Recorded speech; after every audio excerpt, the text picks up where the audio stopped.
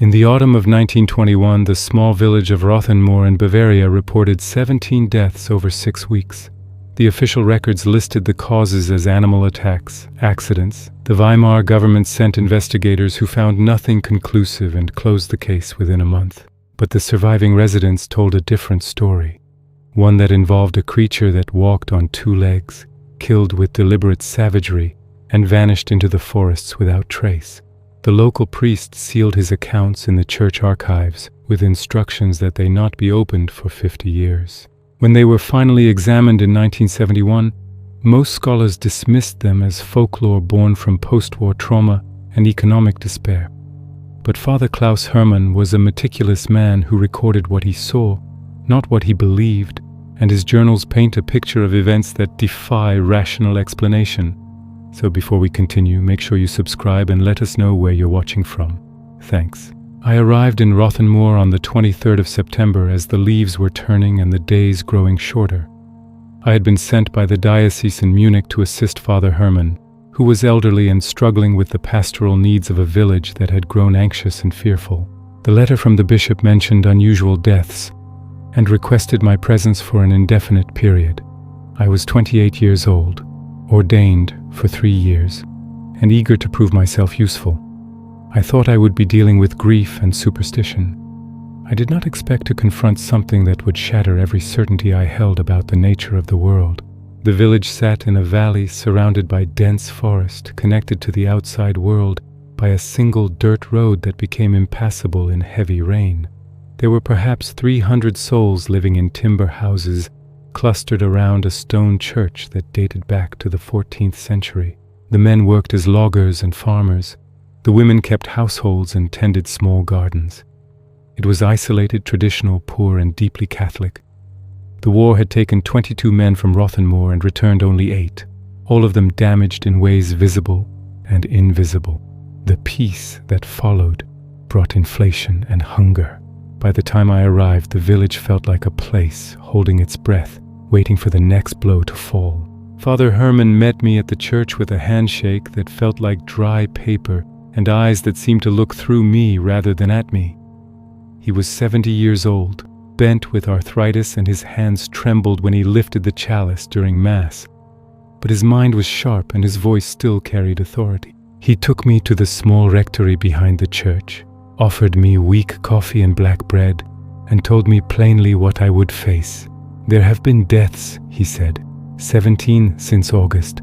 "The authorities call them accidents, but the people know better. Something is killing us, and it comes from the forest." I asked what he believed was responsible. He set down his cup and looked at me with an expression that mixed exhaustion and resignation. "I believe what I see," he said. "I have seen the bodies. I have heard the screams. I have watched men with rifles go into those trees and not come back. Call it what you will, Father Richter, but do not tell me it is a wolf or a bear or a madman with a knife. What leaves those marks is not natural." He did not use the word werewolf, not then, but I heard it in the silence that followed. I told him I would keep an open mind and do what I could to help. He nodded and showed me to my room, a small space with a narrow bed and a window that looked toward the forest. Sleep came slowly that night, and when it came, it brought dreams of running through trees, while something large pursued me with patient hunger. The first body I saw was Josef Keller, a logger who had been found at the edge of the forest 2 days before my arrival. They had laid him in the church cellar on a table covered with a sheet. Father Hermann pulled back the cloth, and I forced myself to look. The man's throat was gone, torn out with such force that I could see the spine. His chest had been opened and the ribs spread wide. Internal organs were missing, but what disturbed me most were the scratches on his arms and face, deep parallel gouges that had bled heavily before death. The wounds looked almost like claw marks, but the spacing was wrong, too wide, and the depth suggested something with tremendous strength. Dr. Brenner, the village physician, stood beside the table with his arms crossed. He was a small, nervous man who had survived the war by serving in a field hospital far from the front lines. He pointed to the wounds and spoke in a low voice. "I have seen men mauled by animals, Father. I have seen what artillery does to human bodies. This is neither. The force required to open a rib cage in this manner would be extraordinary. And look at the throat. Whatever did this held him down and tore rather than bit. There are no clean punctures, no teeth marks in the bone, just tearing. He paused and glanced at Father Herman. The villagers say it is the werewolf returned. They say it came back when the last of the old hunters died. I do not believe in such things, but I also cannot explain what I am seeing. I asked if there had been similar deaths before. Father Herman nodded slowly. In 1847 there were killings, 12 people over 2 months. My predecessor recorded them in the parish register. He called it the Wolf Summer, then nothing for 70 years until now.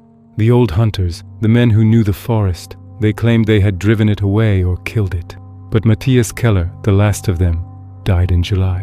1 month later, the killings began again. I wanted to dismiss this as coincidence, as the desperate attempt of frightened people to make sense of random tragedy. But standing in that cold cellar, looking at Josef Keller's ruined body, I felt the first stirring of doubt. The funeral was held the next morning, the church filled with silent, frightened people who avoided looking at each other. I assisted Father Herman with the Mass and watched the congregation. They were not grieving in the way I had seen before. There was no weeping, no comfort offered between families. There was only a tense watchfulness, as if they expected something to burst through the doors at any moment. After the burial, several men approached Father Herman and spoke in low voices. They wanted to organize a hunt, to take rifles into the forest and kill whatever was responsible. Father Herman told them to wait, to let the authorities handle the matter. The men did not argue, but I saw the look in their eyes. They had stopped trusting outside help. That night I walked the perimeter of the village as dusk fell.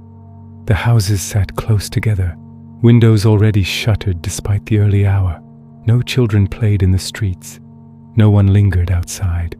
The forest began abruptly at the edge of the cleared land, a wall of pine and oak that seemed to absorb the fading light. I stood at the tree line and peered into the shadows. The smell of pine sap and rotting leaves was strong. I heard birds calling and the rustle of small animals moving through the underbrush. Normal sounds, peaceful sounds. Yet I felt watched, felt the weight of attention from somewhere in that darkness. I turned and walked back to the church quickly, and I did not look behind me. The second death came 3 nights later. Anna Vogel, a widow who lived alone at the northern edge of the village, did not appear for morning mass. Her neighbor found her door hanging open and blood on the threshold. They called for Father Herman and Dr. Brenner. I went with them. The interior of the house had been destroyed, furniture overturned, walls gouged with deep scratches, blood everywhere. We found Anna in her bedroom, or what remained of her. The violence inflicted on her body was worse than what had been done to Josef Keller. I will not describe it in detail. It is enough to say that Dr. Brenner vomited and Father Herman had to sit down for several minutes before he could continue. What struck me was the deliberateness of it, the sense that this had not been a quick kill, but something prolonged and intentional. The scratches on the walls were fresh, deep enough to expose the wood beneath the plaster. I measured one set with my hand, 4 parallel gouges, each one 2 inches apart, carved in a downward arc. I pressed my fingers into them and felt the smoothness of the cuts. Not ragged, not torn, but clean despite their depth. Something with claws had made these marks, something large enough to reach 7 feet up the wall. Dr. Brenner examined the blood patterns and the position of the body. He spoke quietly, as if afraid to be overheard. She was alive for some time during the attack. The blood suggests her heart was still beating when the worst injuries were inflicted. And look at the floor. The creature circled her multiple times. These are not the actions of a mindless animal. This is cruelty. We covered the body and left. Outside, a crowd had gathered. Perhaps 30 villagers standing in the street and staring at the house. Otto Schneider, a logger in his 40s who had lost an arm in the war, stepped forward. He was a hard man with a voice that carried authority. "Enough," he said. "We have waited for the government. We have waited for the church to pray it away. Now we act. Tonight, we hunt." Other men nodded and murmured agreement. Father Herman raised his hand for silence. "You will die," he said simply. "Every man who has gone into that forest alone has not returned. If you hunt together, and you hunt in daylight, and you do not go deep." Otto Schneider spat into the dirt but did not argue further. The men dispersed, but I knew they would not wait long. That evening I sat in my room and tried to write a report for the bishop. I could not find the words. How could I explain what I had seen in a way that would not sound like madness? I stared at the blank page and then set it aside. Instead, I opened my breviary and prayed the evening office, letting the familiar Latin calm my thoughts. Outside, full darkness had fallen.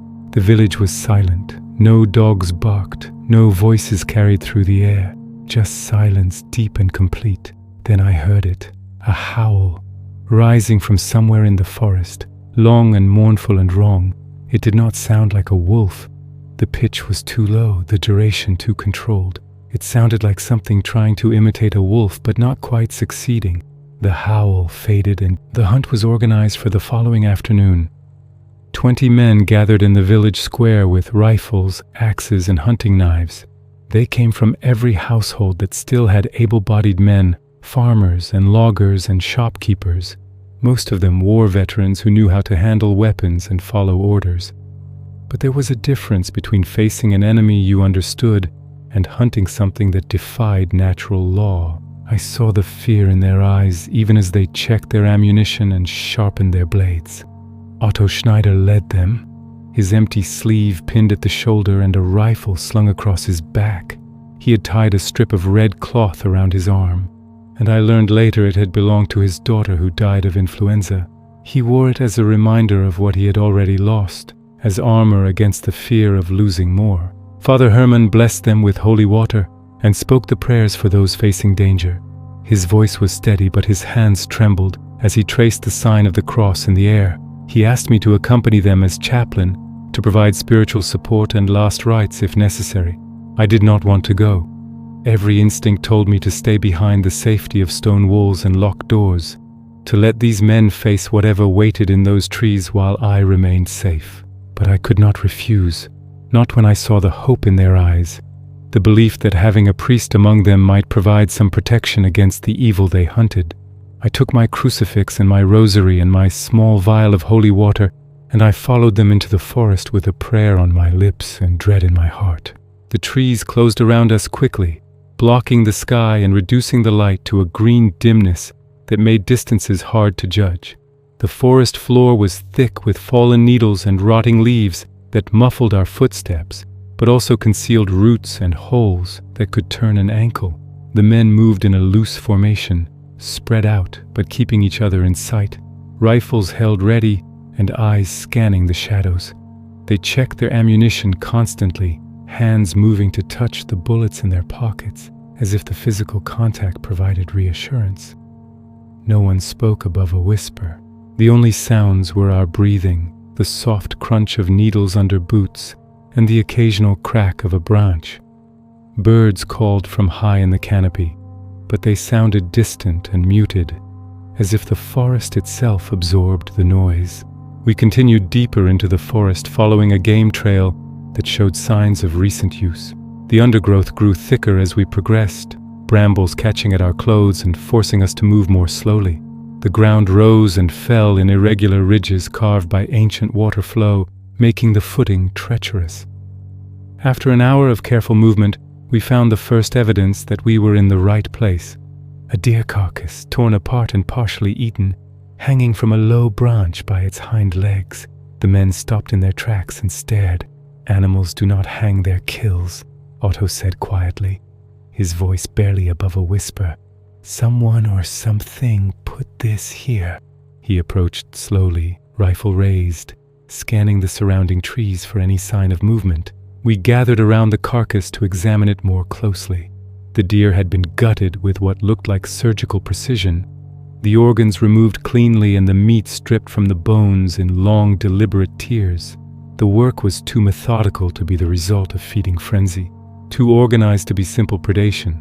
But what caught my attention and made my skin crawl were the scratches on the tree trunk above the hanging carcass. 4 deep parallel lines carved into the bark, each one running from 7 feet high down to shoulder level. the wood pale and fresh where the bark had been torn away, the same pattern I had seen on Anna Vogel's walls, the same spacing and depth. I reached up and placed my hand against the marks, feeling the smoothness of the cuts despite their violence. Whatever made these had claws harder than iron, and the strength to carve through living wood as if it were soft clay. One of the younger men, a farmer named Peter, touched the deer's exposed ribs and pulled his hand back quickly. "Still warm," he said, his voice shaking. "It was killed recently, maybe less than an hour ago." The implications hung in the air between us. The creature was close, possibly watching us at that very moment, and we had just announced our presence by crashing through the forest in a group. Otto Schneider's face hardened. "Good," he said. "Let it know we are here. Let it come to us on ground we have chosen." But I saw the way his hand tightened on his rifle, the way his eyes moved constantly across the tree line. He was afraid, as we all were, but he was choosing to push forward anyway. Perhaps that was the only definition of courage that mattered. We continued deeper, every man now fully alert and expecting attack at any moment. The forest grew darker as the canopy thickened overhead, blocking even the filtered sunlight that had reached us before. The air grew colder, noticeably so, and our breath began to mist before our faces. Twice we heard movement in the underbrush, heavy and deliberate, but nothing showed itself. The men grew more nervous, rifles raised and fingers resting on triggers with dangerous readiness. I prayed silently that no one would fire at shadows and alert the creature before we were ready. Then Otto, who had taken the lead position, stopped so suddenly that the man behind him nearly collided with his back. He raised his fist in the signal for halt and pointed ahead to where the trees opened into a clearing. We approached the edge cautiously and looked out at what lay before us. The clearing was perhaps 50 feet across, ringed by ancient oaks, whose trunks were scarred and gouged with the same claw marks we had been finding. The ground was covered with bones, hundreds of them, perhaps thousands, scattered across the entire space in layers that suggested decades of accumulation. Animal bones mostly, the remains of deer and boar and smaller creatures, but among them I saw skulls that were unmistakably human, femurs that had been cracked to extract the marrow, rib cages that had been torn apart with tremendous force. Smaller bones, finger and toe bones, scattered like seeds among the larger remains. No attempt had been made to bury or hide any of it. This was a feeding ground, pure and simple, and the creature that used it had no fear of discovery. In the center of the clearing was a shallow depression, perhaps 10 feet across and a foot deep, filled with dark substance that I realized with horror was dried blood. Not a puddle or a splash, but a basin deliberately excavated and filled over time with the blood of countless victims. The smell was overwhelming, a mixture of rot and decay and something else, something musky and animal that burned my nostrils and made my eyes water. It was the smell of predator, concentrated and undiluted, the scent marker of something that ruled this territory absolutely. Several of the men blessed themselves and backed away from the clearing edge. One of them, a logger named Hans, who had survived 3 years on the Western Front, turned and vomited into the bushes. The sound seemed impossibly loud in the oppressive silence. Otto Schneider was the first to step into the clearing, his boots crunching on the brittle bones. He walked to the center and stood beside the blood-filled depression, looking down at it with an expression I could not read. He picked up a bone at random and examined it, turning it over in his hand. "This is where it brings them," he said, his voice carrying clearly in the still air. "This is its killing ground, its throne room. We need to wait here, hidden in the trees, and when it returns to check its territory, we shoot it dead." One of the other men, young Klaus, who would be dead within the hour, shook his head vigorously. "We should leave," he said, his voice rising with panic. "This is its place. We are intruding on something we do not understand. We should go back to the village and find another way." Otto turned to face him, and I saw something in his expression that frightened me more than the bones or the blood basin. It was the look of a man who had already decided to die, who had made peace with that decision and would not be swayed from his course. "And let it keep killing," he said quietly. Let it take our wives and children one by one until the village is empty. No, we end this today, here, or we die trying. But either way, this ends." The argument was cut short by a sound from the forest beyond the clearing, a low, rumbling growl that seemed to come from everywhere at once, from the trees and the ground and the air itself.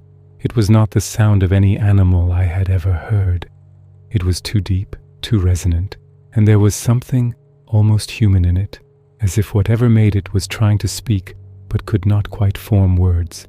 The men raised their rifles in every direction, forming a tight circle with their backs together, facing outward toward the surrounding forest. The growl faded slowly, seeming to sink into the ground rather than simply ending. Silence returned, more oppressive and heavy than before, pressing down on us like a physical weight. We stood frozen in our defensive circle, every nerve stretched to breaking, waiting for an attack that did not come. Minutes passed, though they felt like hours. Sweat ran down my face despite the cold stinging my eyes. I clutched my crucifix so hard that the metal edges cut into my palm. I prayed silently, mechanically, the words of the Pater Noster running through my mind on endless repeat, because focusing on them was better than thinking about what might be watching us from the shadows. Then the smell hit us, that same musky animal scent but stronger than we had encountered before, overwhelming and thick enough to taste, and with it came the sound of something large moving through the underbrush to our left. Not running, not charging, but walking with slow, deliberate steps, taking its time, letting us know it was there.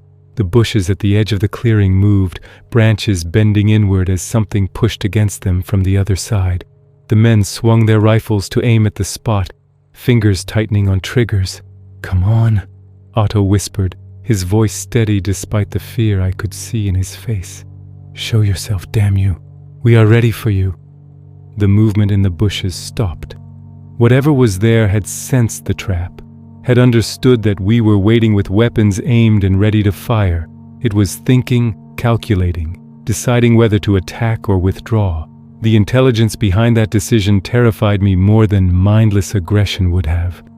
A beast I could understand, could predict, but something that thought, that planned, that recognized a trap and adapted its tactics accordingly. That was a different kind of threat entirely. Otto made a decision born from desperation and frustration. He stepped forward away from the protective circle of the group, presenting himself as a lone target. His rifle came up to his shoulder and he fired a single shot into the bushes where we had seen movement. The report of the gunshot echoed through the forest like thunder, rolling away through the trees and frightening every bird and animal within half a mile. The men flinched at the noise but held their positions. Smoke drifted from Otto's rifle barrel. The bushes where he had fired showed a fresh hole where the bullet had torn through leaves and branches. For a moment, nothing happened. The forest held its breath.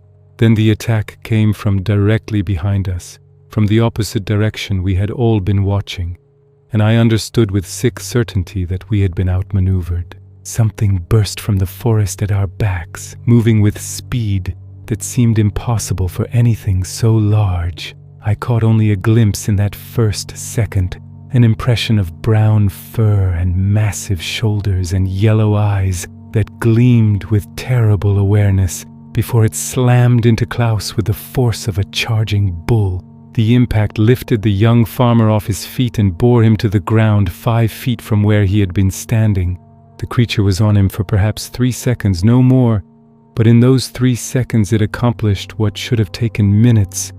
I heard Klaus scream, a high, thin sound of pure terror that cut off abruptly as the creature's jaws closed on his throat. I heard the wet, tearing sound as flesh separated.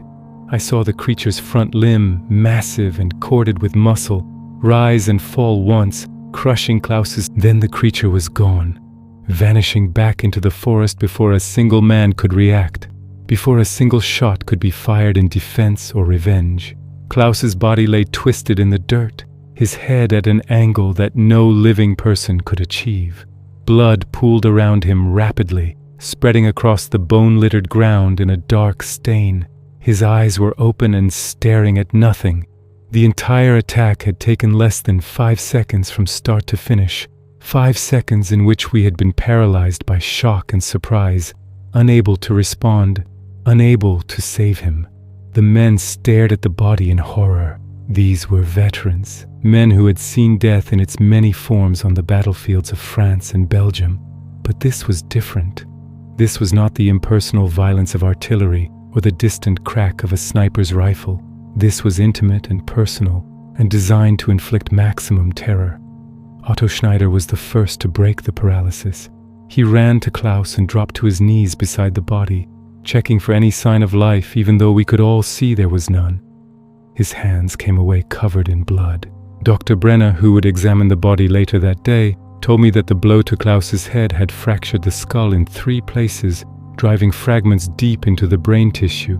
The force required to accomplish that was far beyond anything a wolf or bear could deliver, beyond anything human. Whatever had killed Klaus possessed strength on par with a horse's kick or the impact of a heavy, falling timber, concentrated into a single directed blow from a limb that moved with precision and intent. We gathered Klaus's body, 3 men lifting him while the others formed a protective cordon with rifles aimed outward. We retreated from the clearing as quickly as the burden would allow, moving in tight formation, every man expecting another attack at any moment. No one spoke. The only sounds were our labored breathing, the crunch of our boots on the forest floor, and the slow drip of blood from Klaus's ruined head, leaving a trail behind us. The forest seemed to close in around us as we fled, the trees pressing closer, the shadows deepening. I had the overwhelming sensation of being herded, of being allowed to escape because the creature chose to let us go, not because we had earned our survival through strength or skill. That night, the village descended into panic. Families barricaded their doors and refused to let anyone in. The men who had participated in the hunt were ostracized, blamed for angering the creature. Otto Schneider stood in the square and tried to rally them for another attempt, but no one would join him. He cursed them for cowards and drank himself into unconsciousness in the tavern. Father Hermann and I sat in the church and discussed what could be done. The priest looked older than he had a week before, his face gray and lined with exhaustion. "We cannot kill it with bullets," he said. "The old records mention silver, but even that is uncertain. What we face may be beyond our power to stop." I asked if he truly believed it was a werewolf. He looked at me with rheumy eyes and nodded. "I have lived 70 years. I have seen much that defies explanation. This creature is not natural. It is cursed, transformed, bound to this place by something we do not understand. And it will not stop until it has fed its hunger or we are all dead." I spent that night reading the old parish records that Father Hermann kept in a locked chest in the rectory. The entries from 1847 were written in cramped handwriting by Father Hermann's predecessor, Father Dieter Wolf. He described the killings in detail, the same patterns of violence and mutilation I had seen. He also described the hunt that finally ended the attacks. The hunters had found the creature's lair in a cave system north of the village. They had used fire and silver bullets blessed by the priest. The entry stated that they had killed the beast and burned the body. But Father Wolf added a note in the margin, written years later. "We did not kill it. We only wounded it and drove it deep. It will return when the guardians are gone." The guardians, I assumed, were the old hunters, and Matthias Keller, the last of them, had died in July. The 4th death came the next evening. Friedrich Bauer, one of the men who had been on the hunt, was found in his barn with his chest torn open and his limbs arranged in a pattern that suggested deliberate placement. The creature had come into the village itself, had broken through the barn door despite it being barred from the inside, and had killed him while his wife and children slept in the house 20 feet away. They had heard nothing. The message was clear. The hunt had provoked it, and now it was demonstrating that nowhere was safe. The village fell into complete terror. People stopped going to work. The church filled during the day with families seeking sanctuary. Father Hermann opened the doors and told them they could stay as long as needed. By the end of the week, we had 40 people sleeping in the pews and on the floor.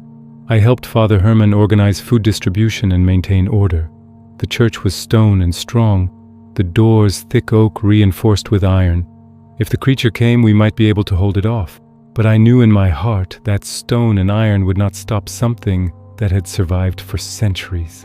On the 7th night, we heard it testing the doors. The heavy oak shuddered under impacts that sounded like a battering ram. People screamed and prayed. The children wept. Father Hermann stood before the altar and led the congregation in the litany of the saints, his voice rising above the chaos. The battering continued for perhaps 5 minutes, then stopped. We waited in silence, barely breathing. Then we heard it on the roof, claws scraping across the tiles, pacing back and forth above our heads. The sound continued until dawn, then faded. In the morning, I climbed to the roof to examine the damage. Tiles had been torn loose and scattered across the church grounds. The peak of the roof showed deep scratches in the wooden beams beneath. Whatever had been up there was heavy enough to crack the structure and strong enough to tear through fired clay with its claws. I stood on the roof and looked toward the forest. The trees stood dark and still in the morning light. I had the overwhelming sense that something was watching from within that darkness, patient and intelligent and utterly malevolent. I climbed down and reported to Father Hermann. He nodded slowly and said, "It is toying with us, showing us it can reach us whenever it chooses. We need help from outside, but even if I send word to the diocese, help will not arrive for weeks." Otto Schneider came to the church that afternoon with a proposal. He had found the cave system Father Wolf mentioned in the records. It was 3 miles north, deep in the forest, accessible only by a narrow ravine. He believed the creature was using it as a lair, probably sleeping during the day. If a small group went in with fire and silver, they might be able to kill it or at least drive it away permanently. Father Hermann asked who would go. Otto looked around the church at the frightened faces. "Only I will go," he said. "I have nothing left to lose. My family died in the influenza. The war took my arm and my future. If I can kill this thing before I die, that is enough." Father Hermann placed his hand on Otto's shoulder. "You will not go alone. I will come, and Father Richter will come. We will end this, or die trying." I wanted to refuse. Every rational part of my mind screamed that this was suicide, but I looked at the people sheltering in the church, at the children who had not smiled in weeks, at the mothers holding babies and wondering if they would survive to see them grow. I thought of Anna Vogel and Klaus and Friedrich Bauer and all the others who had died in terror, and I knew I could not live with myself if I did not try. I nodded. Otto managed a grim smile. "Good," he said. "We go tonight while it is out hunting. We burn the lair and anything in it. If it returns while we are there, we kill it or die. There is no other option." Dr. Brenner provided what he could, medical supplies and strong alcohol for fire. The blacksmith, who had remained in his shop throughout the crisis, gave us a dozen bullets he had cast from a silver candelabra melted down for the purpose. We blessed them with holy water and divided them between 2 rifles. We left at sunset, the 3 of us, armed with rifles, torches, axes, and prayer. The walk to the ravine took 2 hours, following a path that grew increasingly difficult as the forest thickened. The temperature dropped and mist rose from the ground. We moved in silence, conserving our energy and listening for any sign of the creature. The forest felt empty, as if every animal had fled. We saw no deer, no birds, no signs of life at all, just trees and mist and the growing darkness. When we reached the ravine, we paused at the edge and looked down. It was perhaps 40 feet deep with nearly vertical walls, a crack in the earth that looked like a wound. At the bottom, we could see the mouth of a cave, a black opening perhaps 8 feet high and just as wide. We descended carefully, using roots and rocks for handholds. The walls were wet and slippery. Once, Otto's feet slipped and he dangled by his one good arm until I could help him find purchase. At the bottom, the smell hit us, the same musky animal scent mixed with decay and something else, something ancient and wrong. Father Hermann blessed the cave entrance, and we lit our torches. The flickering light pushed back the darkness just enough to see a tunnel extending into the hillside. We entered in single file, Otto in the lead, then me, then Father Hermann. The tunnel was rough, natural rock carved by water over centuries.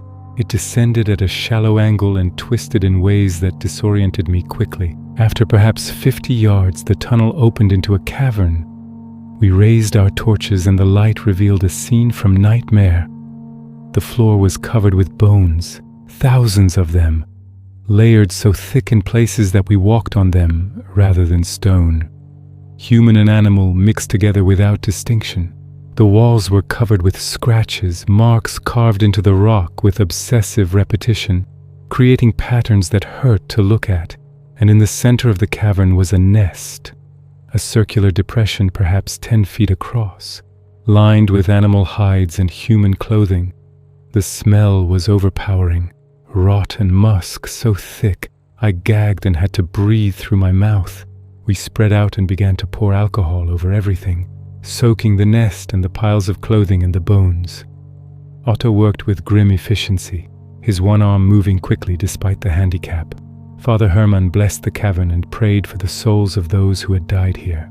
I helped with the alcohol, trying not to think about what I was stepping on, trying not to imagine the terror of those final moments for the creature's victims. When the alcohol was spread, we prepared to light it. Otto took out matches and struck one. The flame flared bright in the darkness. He was about to drop it when we heard the sound. A low growl from the tunnel behind us, coming from the direction we had entered. We were trapped. The creature emerged from the tunnel slowly, its body filling the space completely. In the torchlight, I saw it clearly for the first time, and my mind struggled to process what my eyes reported. It was massive, perhaps 7 feet tall when it stood on its hind legs, with shoulders broader than any man's and limbs thick with muscle. The body was covered in brown fur, matted and stained with old blood. The head was wolf-like but wrong. The snout too short, the skull too large, the jaw too wide. The eyes were yellow and intelligent, filled with an awareness that chilled me more than the teeth or claws. It looked at us without rushing, studying us, and I had the terrible certainty that it recognized Father Hermann and me from the church, that it knew we were the ones who had led the resistance against it. Otto fired first, his silver bullet striking the creature in the shoulder. It jerked and roared, a sound that was part human scream and part animal rage, but it did not fall. It charged forward, covering the distance between us in seconds. Otto dropped the rifle and swung his axe with his one good arm. The blade bit deep into the creature's side, drawing a spray of dark blood. The creature's front limbs swept out and caught Otto in the chest, lifting him off his feet and slamming him into the cave wall. I heard bones break. Otto slid to the ground and did not move. Father Hermann fired the second rifle, the silver bullet catching the creature in the throat. It stumbled and blood poured from the wound, but still it did not fall. It turned toward the priest, lips pulling back to show teeth designed for tearing. I did the only thing I could think of. I dropped my torch into the alcohol-soaked nest. The flames caught instantly, roaring up with fierce heat and spreading across the floor toward the walls. The creature recoiled from the fire, confusion crossing its face. Fire and smoke filled the cavern rapidly, the heat intense and choking. Father Hermann grabbed my arm and pulled me toward a narrow crack in the cavern wall I had not noticed before. We squeezed through as the creature lunged after us. Its claws scraped the rock inches behind my feet. The crack opened into a smaller tunnel, natural and winding, barely wide enough for a man. We crawled and scrambled, driven by terror and the roar of flames behind us. The tunnel ascended sharply, my hands and knees scraping on rock, lungs burning from smoke and exertion. We emerged from a hole in the hillside perhaps 100 yards from where we had entered the ravine. We collapsed on the ground, coughing and gasping. Behind us, smoke poured from the cave entrance below, and from several cracks in the hillside. The fire had spread through the entire cave system. We heard one more roar from within, long and anguished, and then silence. We waited for an hour, lying in the cold grass and watching the smoke. Nothing emerged. Father Hermann finally spoke, his voice hoarse. Otto bought us the time we needed. May God grant him rest. I said nothing. I was thinking of Otto's body burning in that cavern, of the silver bullets that had wounded but not killed, of the intelligence in those yellow eyes. Had we killed it, or only enraged it further? We returned to the village at dawn, exhausted and covered in soot. The people in the church gathered around us. Father Hermann told them Otto Schneider had died bravely, that the creature's lair had been destroyed, that we might have killed it, but could not be certain. We would wait and see if the attacks continued. The village held its breath for 3 days. No attacks came, no sounds from the forest. On the 4th day, a few men ventured to the forest edge to gather wood. They returned safely. On the 5th day, life began to resume its normal patterns. People returned to their homes. Children played again in the streets. The tension slowly released its grip. Father Hermann and I said nothing about our doubts, but we both increased our prayers and kept watch. 2 weeks passed without incident. The authorities sent investigators from Munich who examined the bodies of those who had died and concluded that a large predator, probably a bear, had been responsible. The matter was officially closed. Dr. Brenner left for a position in Stuttgart. Several families departed for relatives in other towns, but most stayed, and life in Rothenmoor continued. Father Hermann's health declined rapidly after the cave. He took to his bed in early November, and I assumed most of his pastoral duties. He died peacefully in his sleep on the 15th of November. I found him in the morning with his rosary wrapped around his hands and a look of peace on his face. We buried him in the churchyard beside 5 generations of his predecessors. I became the village priest by default, too young and inexperienced, but there was no one else. Winter came hard and fast. Snow fell heavily and the forest disappeared behind white curtains. The cold was brutal and fuel was scarce. I spent my days visiting the sick and my evenings studying the old records Father Hermann had left me. I found more references to the creature, dating back centuries, always the same pattern. Years of peace, then a summer of killing, then silence again. The old records suggested the creature could not be killed, only wounded and driven to hibernation. The silver bullets and fire had bought us time, but the curse remained. In the spring, when the snow melted and the forest came alive again, we would need to be ready. I did not know if I had the strength or faith to face it again, but I knew I would have no choice. On Christmas Eve, as I prepared the church for midnight mass, I heard scratching at the door. My heart stopped. I approached slowly, crucifix in hand, and called out to ask who was there. The scratching stopped. I waited for a long moment, then opened the door. Snow was falling gently, covering everything in clean white. The village was silent and peaceful. Lights glowing in windows, smoke rising from chimneys. I saw no one at the door, but there in the fresh snow were tracks, large and canine, with 4 toes and claws that had pressed deep into the snow. The tracks led from the forest to the church door, then back again, a single set, deliberate and clear. I stood in the doorway and looked toward the trees. Something moved in the shadows at the forest edge, a shape too large to be a wolf, standing upright for a moment before dropping to all fours and vanishing. It was alive. We had not killed it, and it wanted me to know. I closed the door and returned to my preparations for Mass. My hands shook as I lit the candles. The villagers would arrive soon, expecting celebration and hope, expecting me to give them comfort and certainty. I would do my duty. I would lead them in prayer and song and tell them that God protected the faithful.